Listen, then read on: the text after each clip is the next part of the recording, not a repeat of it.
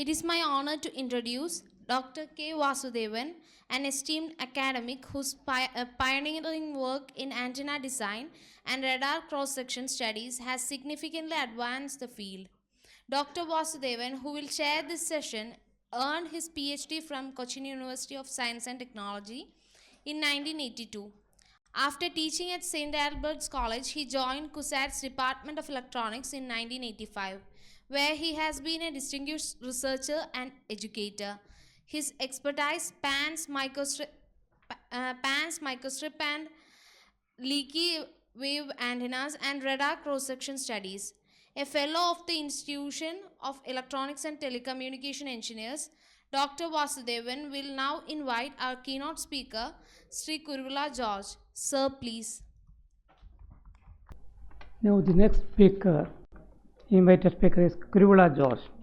He is a very good antenna systems.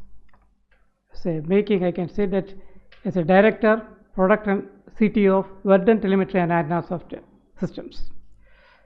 He has over 27 years of industrial experience, specializing in RF and antenna simulations. So he is an expert ranging from passive to active antennas and SDRs. He heads the product realization team, creating solutions that meet the customer needs. So the thing is that he has got a lot of landmark achievements. He played a major role in changing designing India's first VHF airborne antenna for the ALH helicopter, first to develop ADF loop antenna for the Jaguar fighter aircraft, and so on. So he had a close association with this department from the very beginning during his early days, and now he has become holding a very good company, especially or in short, he is a hardcore antenna specialist. And he has a passion for, apart from that, he has got a very good passion for radio operating the student days itself. He has got a ham radio operation also. So with these words, I invite Kuruvila George for his talk. Thank you, sir. Good evening, ladies and gentlemen, once again. Dr. Suresh Nair പറഞ്ഞ പോലെ കാപ്പിയും കഴിഞ്ഞു, ഊണും കഴിഞ്ഞു, ഒരു സെഷനും കഴിഞ്ഞു. ഇനിയിപ്പോൾ എന്തോരം അറ്റൻഷൻ എനിക്ക് കിട്ടുമെന്ന് എനിക്കറിയില്ല. Anyway, I'll try my best to put some justice on the table. Here, my objective, and I've been thinking since I've been told to deliver a keynote address, what can be delivered, and I thought nothing better than what Dr. Suresh Nair has already delivered. So, I think there might be a lot of overlap from what he said and what I probably would like to speak.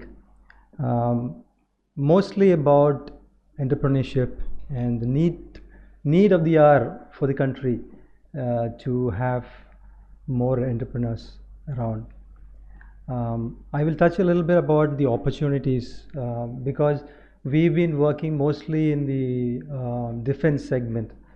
We cover pretty much only defense segment, so I can only speak about the opportunities in that direction. I'll tell a little story, or not a little story, my story, how we started the journey and how we reached here.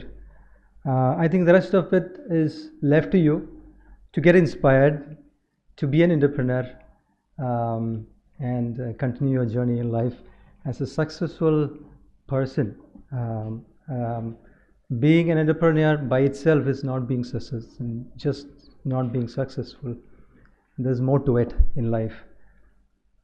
Dr. Suresh Nair പറഞ്ഞ പോലെ giving back to the society is the biggest success, I believe. And if you can do that by providing jobs to our own people, that's a great achievement. Feeling the happiness or feeling the satisfaction of feeding many more families is beyond words. So that's my endeavor. I will try and see if I can be a little bit successful there. Our story started way 27 years or more, and we've been associating in our earlier days with Cochin University quite a bit.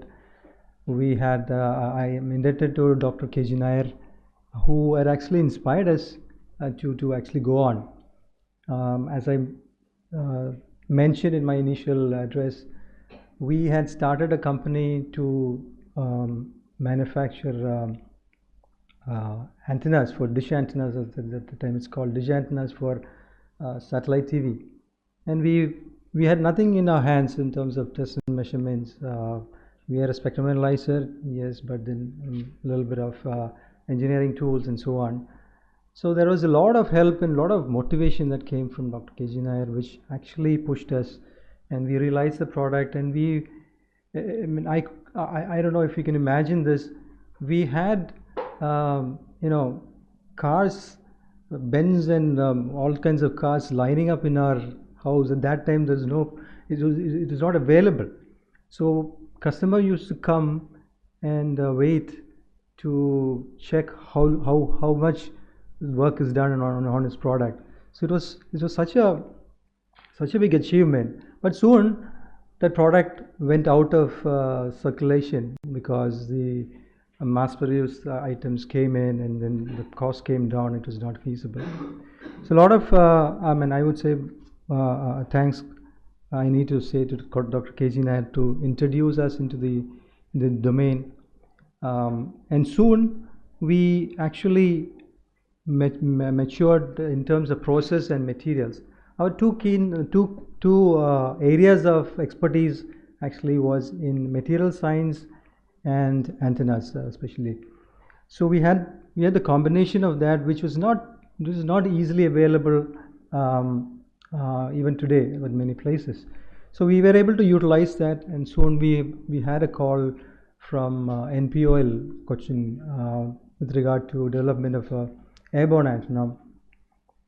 We were we were thrown out of our chair to be told that we can develop or design a airborne antenna. We took that opportunity, not knowing the difficulties behind it, not knowing the challenges behind it, but then we took the challenge, knowing the pursuance that we have, or perseverance that we have. We took the challenge when we developed the first ever VUHF antenna for the ALH helicopter, and this proved to be far more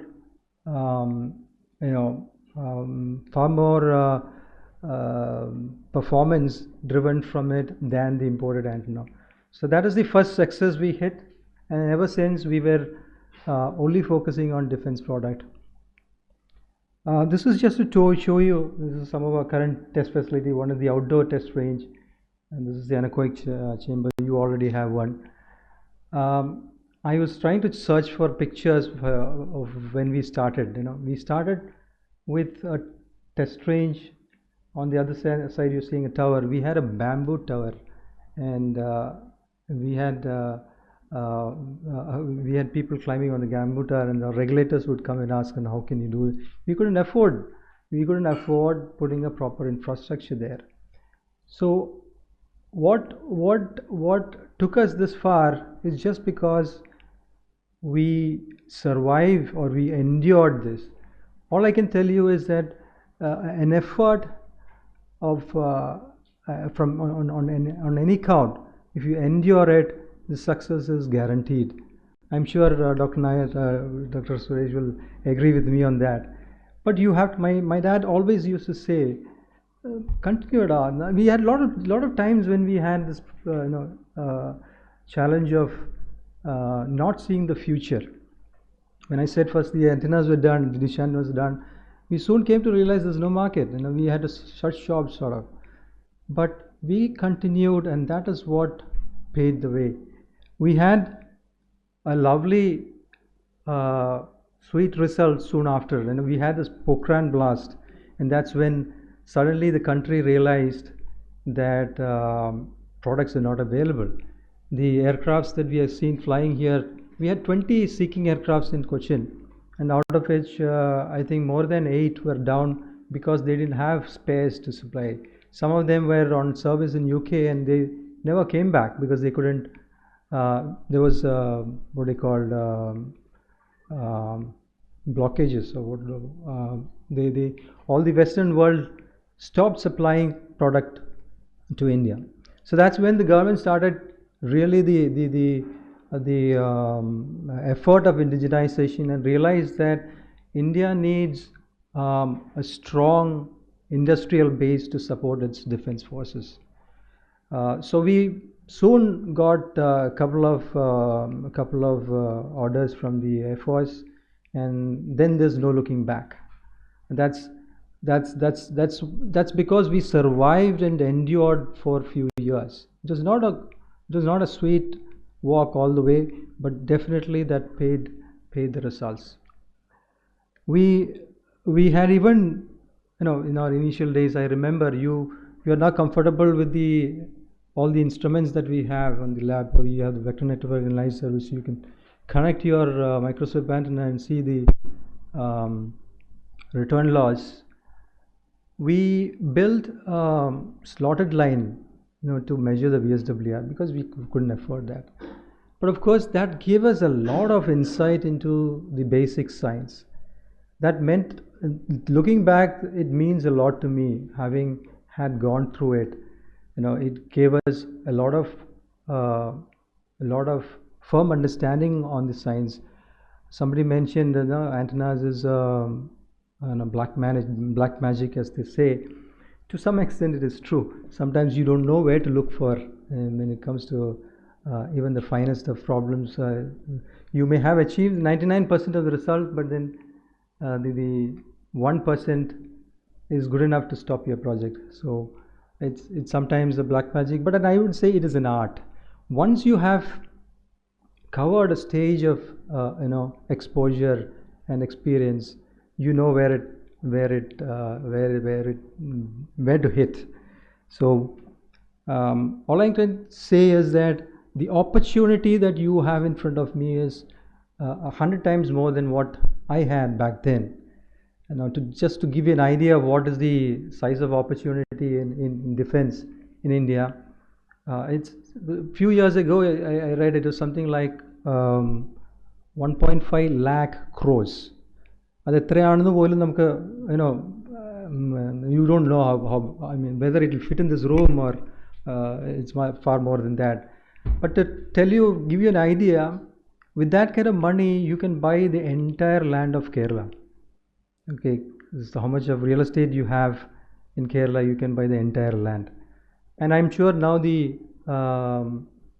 budgets and requirements are even higher. So I don't want to ask you to raise up the phones, but it'll be nice if you can respond in some ways so that I can navigate a little bit more. This is meant to give you some insights. I may be drifting in an area which is really not relevant, but you can probably intervene.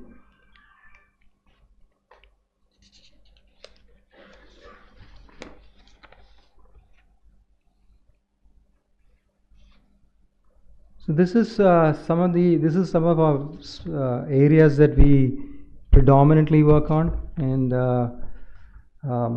you can see the antennas. This is one of the typical types of blade antennas that goes on an aircraft. So today we work on almost all the defense platforms in India, which includes all the fighters and helicopter platforms and transport aircraft and so on. We have a AS approved facility in Cochin. We have around 120 people working. Nearly about 40% are on the design side and rest in the production. Our specialization is mostly in the antennas and radomes. Just to give you an appreciation, these are the platforms we are on, and an aircraft like a Jaguar carries antennas like Dr. Suresh has mentioned. Antennas are required. An aircraft cannot fly without an antenna. So at least a fighter craft has got at least about anything between 60 to 90 basic different types of antennas there. So it includes communication, navigation, electronic warfare. You might have heard of electronic warfare, and and that takes up a vast space of the aircraft itself. The number of antennas required for EWs are quite huge, and it ranges from below HF frequency, that is, let's say, right from 0.5 gigahertz onwards. I'm sorry, 0.5 megahertz onwards to currently up to 40 gigahertz. So you have a wide range of antennas and systems on board these aircraft. We are also on maritime platforms, mostly again the same domains, communication, navigation in the EW. Good thing about these technologies is that these are different flavors that comes when you design an antenna for an aircraft, and you have the same application going for the maritime also. So the same set of communication, navigation, EW applies for all across the forces, including Air Force, Army, and Navy. We also work with global clients, and out of which Israel is one of the biggest clients that we have. And we many of the systems that we work with Israel's actually come back to India as full-fledged systems. We work on the antennas and they work on the systems. And I think most of you would have seen the Heron aircraft here, the UAVs. Almost all of them carry our antennas, but they have first go to Israel and then come back.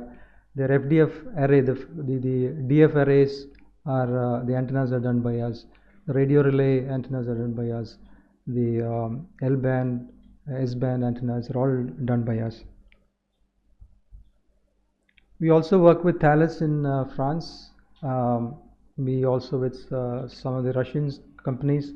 We supply antennas to Su-30 on most of the Russian sold Su-30s. We supply antennas for navigation and communication, but it's through Thales, which is a French company. Of late, we are also invested in SDRs. We first got the order for the ALH system. We're working on the HF communication for the ALH. This is supposed to replace the Honeywell system, which is now currently under qualification. We also have won a contract from the Army for a man-pack radio for the SDR systems. This again is a similar system which has got the encryption and security, a lot of redundant hardware inside, so that it is secure. So, and lately we also developed some antennas for submarines. This is also for the first time in India. We have recently commissioned some antennas on what they call the Calvary class or the Scorpion class submarines. These are on the VLF frequencies, which is operational frequencies around 3 kilohertz to 10 kilohertz. So the end, we have actually covered the entire spectrum of the defense forces by one single technology, and that is antennas. All I'm trying to tell you is antennas are not the only opportunities that you have. Antenna by itself is a massive opportunity. Not one company can cover the requirements of the nation itself, leave the international world. Even the Israelis are finding it so difficult to, good for us, bad for them. The world is aging, and India has got a very large youth population, and the designers in Israel are so aged. Many of them are in 80s and late 70s. They still have to continue. They are forced to continue because the programs will stop, and hence they are falling back on us. So that's a big opportunity there. It's to be taken, but all you need to have is the perseverance. The success will come inevitably to you because you have a really big opportunity waiting. If you ask me today, every few months, there are portals for the defense which declare hundreds of opportunity in terms of new development. If you can just glance them for a few months, you know the amount of opportunity that is there, and these are desperate requirements of the forces. These are not, which they can anyway buy it from somewhere. These are desperate requirements. When we broke into the US market first time, it was only because of desperation. That was the time when the Afghan war was happening. The US entered Afghans, and they had special operations required. They had an antenna required, which is very short in length, but they still wanted the performance of a tall antenna. So we worked with them and quickly converted an existing antenna. I iterated to suit their requirement. We did it with a top loading element by reducing the height, and in about 3 months we were able to give them a prototype. When we qualified the entire test in India by VC with their engineers, and we supplied hundreds of antennas to them. And that's only because in US you can't just break into the US defense market, especially these areas, microwave. It's only because of a desperation. Mind you, we have in India a desperation for technology products probably 100 times than that. They're very badly looking for new entrepreneurs to start solutions, start making ventures which you can. Any single person will be compensated for any new development. It's not like that you need a company by itself. So all I'm saying is, you look at it, the opportunity size. Think of yourself as somebody who is committed to a dream for at least 3 to 5 years. You can make it. It's like what they say, the story about somebody did a marathon, and then at the end of the race it was a free marathon kind of, and at the end of the day there was they serve snacks, free snacks, and the guy said, let's go grab it, and his friend said, no, there's a lot of, it's a rush. Then this fellow said, no, it's free, yeah. And he still said it's a rush, I don't want to do it. So there's the two perspectives. This guy saw the crowd there, and what is stopping him from getting the free snacks. But the other person saw the snacks. The sweet thing in front of him was the snacks. That's the perspective difference between the two people. So if you have that perspective of reaching your dream and focus on the dream, no matter what, any journey has its own difficulties and challenges. But if you focus on your dream, your success is inevitable. And with the kind of capabilities our youngsters have, there is no stopping to it. One more example I can give you on the opportunity. If you remember the Kargil war, this is the state at which our country is. It's really sad. During the Kargil war, mind you, we had supplies for not more than 2.5 weeks, because we are firing shells at Tiger Hills and all those at the rate of about 1 lakh shells. We had the Bofors howitzer, and that saved the day. And we were firing 1 lakh shells per day, and each shell cost over a couple of lakhs. Okay, that's the opportunity. You should understand, a shell is nothing more than a bullet. It's a larger bullet. It's nothing more than a bullet. And we're not getting it from the Europeans, because they will put a stop whenever we are at war with Pakistan or anywhere. And we had to deroute it. We had to get it with the help of Israelis, paying 4-5 times more. Imagine, even at 1 lakh rupees per shell, getting operations through for weeks together. Imagine the cost behind it. we can manufacture it at a fraction of the cost and make it available anytime the forces wants. This is the kind of need, this is real need, you know. If we want our forces to be fighting to protect us, we need to have a stable industry which will support them. So there's an opportunity before you. There's a energy and the youth in you. There's nothing stopping from, you know, reaching out. I urge you to stop thinking of getting a job and start thinking of, you know, being a job provider. And that's something that you will relish in the years to come. I think that's more or less what I have with me. If you have something to ask, it'll be nice. At least no, I'll feel happy that you've got something.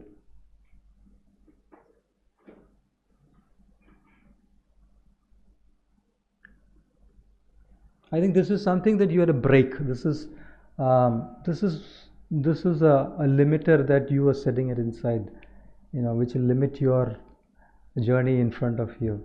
You had to break this.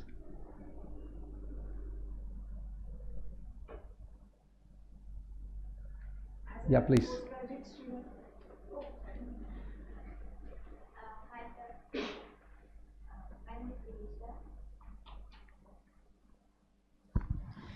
Hello, sir. My name is Vinisha. I have a quick question. Like, suppose if you have an idea and you believe that it's worth to make it as a product, and how do you actually start to be an entrepreneur? For example, raising the capital is one of the most important things. I mean, who will fund for your work or the company or as such, and how do you actually proceed with that? In fact, your name once again? My name is Vinisha. Yeah, Vinisha. Thanks for asking the question. In fact, for an entrepreneur, raising the capital need not be a problem at all. You know, the confidence in your product is all that you need to have. If you think your product is useful anywhere in the market, not just defense, if you think it is a sellable product, raising funds is the least of the concerns. Like Sir just mentioned, you know, you need a mentorship, no doubt, because there is no point in repeating the errors people have done. I mean, we all can share all the little understanding that we have running a business. Mentorship is available in plenty. I'm sure there's a lot of willing minds who can actually share. You can come learn the story. You can come learn the understanding that we all have in terms of what it takes. And mind you, it is not the capital that matters. It is so much more than capital. It's just the will to hit on your dream. And it may not be the same product that you have in mind which is going to strike gold for you. Don't be what is the word I should say? It may not be the only product. It may be 100 other products that will strike beyond, you know, once you start following this track.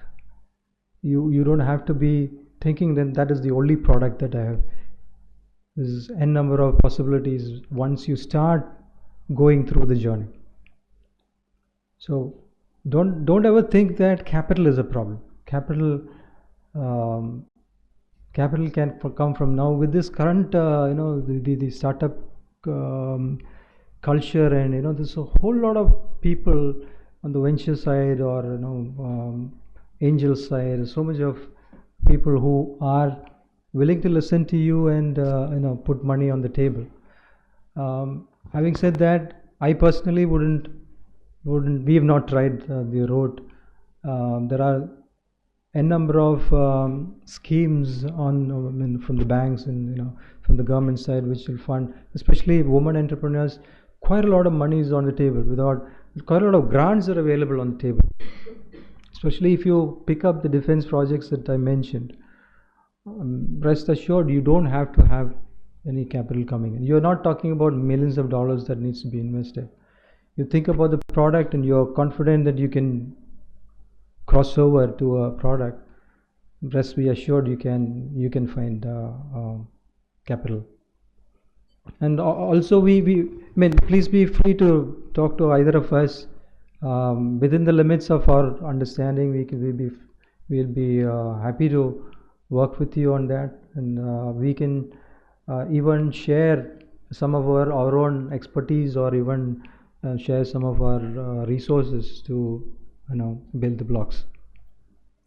And I have one more question. Thank you very much, sir, for that explanation. And the next question is how do you deal with your failures? It's very obvious that when you do an entrepreneurship, there are chances that you might incur in some failures or some losses. And I think that in the initial stages that it will matter a lot, the failures. Yeah, that's a difficult one.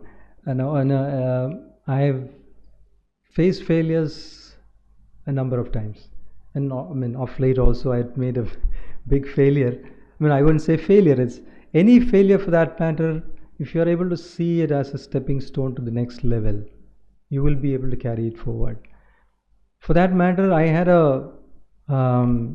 was lucky to have a dad who supported me whenever I had a failure. Not in terms of money. I was not a rich boy with a lot of cash with me, but he would always say, "Mone pasuya, one day it will happen." Just that word kept us going, and that is worthy of hundreds of crores. It's not the money that's going to translate you into success.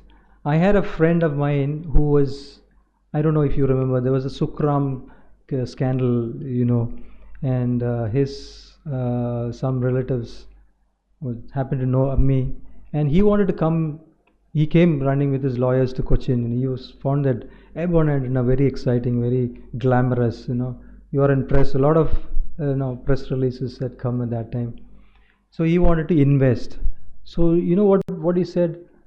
My dad has given me 1,000 crores as pocket money to start a business. Can we invest? So we immediately told him what it takes to do the job, which means our products goes into design and it comes out as a qualified product at the end of something, let's say anything between 1 year to 2.5 years. Till such time, it's hard work and a lot of risk. So if you're not willing to put effort or endurance, you won't build enterprises. You may build businesses. You can build businesses. A trading, you can buy things in trade, that's just a business. But if you want to be productive, if you want to build enterprises, that takes time, and it's just the sweat and your perseverance that makes it happen. And I'm sure all in this room are capable of that. I always tell the candidates whom I interview, we are all made up of the same material and quantity. God has given us enough and more. I believe I've read somewhere that we're using not more than 10% of our intelligence. So we are all having that capability. It's just how you drive it, how you see the picture.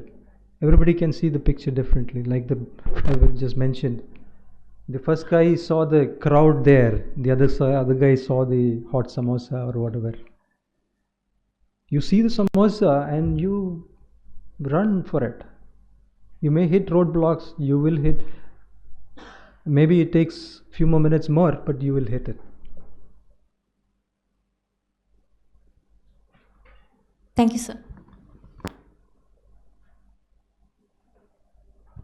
Thank you, sir. I'm sure your words will inspire at least a few. I was about to ask almost similar questions what Vinisha was asking, but since she's already asked, I have another question. How do you handle competition? How is your domain? Oh yeah. Competition is something that you have to live with.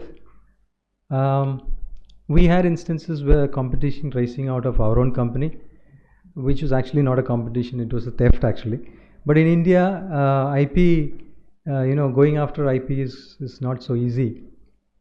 So we had to live with it. Um, you will strive faster and higher as long as you are doing good work. You don't have to see how fast your opponent has reached. You just have to do the run. The moment you start looking back and see if he's going to overtake me or not, your race is getting affected. You just have to run your race. And I think doing a just race, God will give you enough to win the race. I don't think that should have. We had a lot of that was one of the failures we had. We went through a lot of emotional setbacks and so on, because this is somebody whom I personally have trained and went out of the company with most of my IPs, some of my tools, and was working within the company while he had started a new company. So this gives me a lot of, because I've trained him for 10 years and he was a very close associate kind of. So although those are all setbacks that you can have in life, and this is part of the taste of life. You have to move ahead. There is no dedicated freeway for you. There will always be competition coming at some point in time. We know there was a lot of competition at some point from, we had L&Ts and Mahindras and Salt started. They started investing into defense. A lot of them dropped off from some of the areas that we are in, because it's not that easy to just invest money and engineers. Products will not come. You need passionate people behind it. I'm sure you will agree.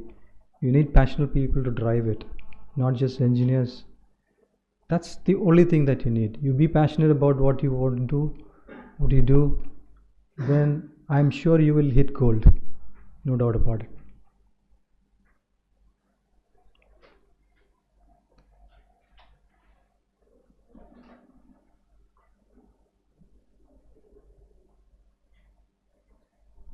I had a similar session with +2 teachers. Okay, and so I had offered them that we'll set up. I'm a ham enthusiast, and let me tell you, I've been a ham since last 30 odd years. So this gave me a lot of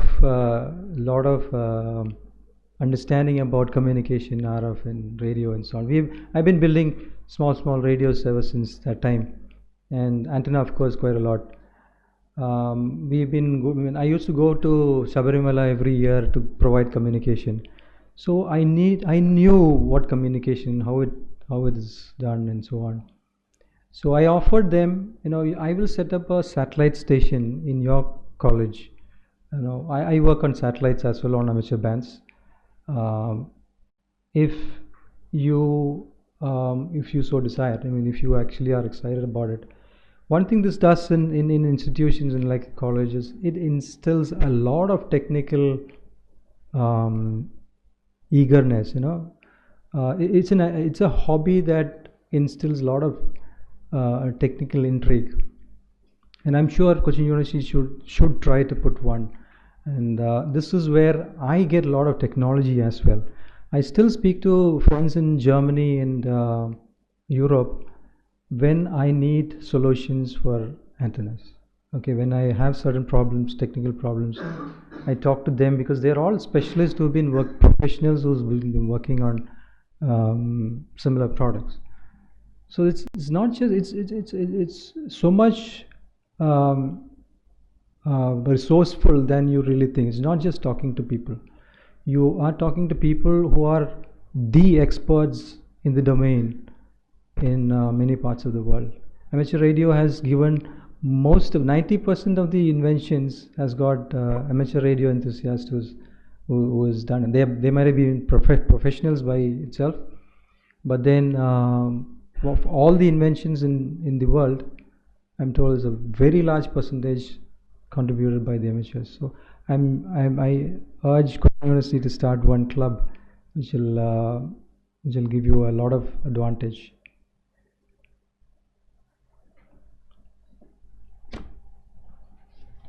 Thank you, sir. Thank you for your valuable words. Now, I would like to invite Dr. K. Vasudevan to give a token of our gratitude to Sri Kuruvila George.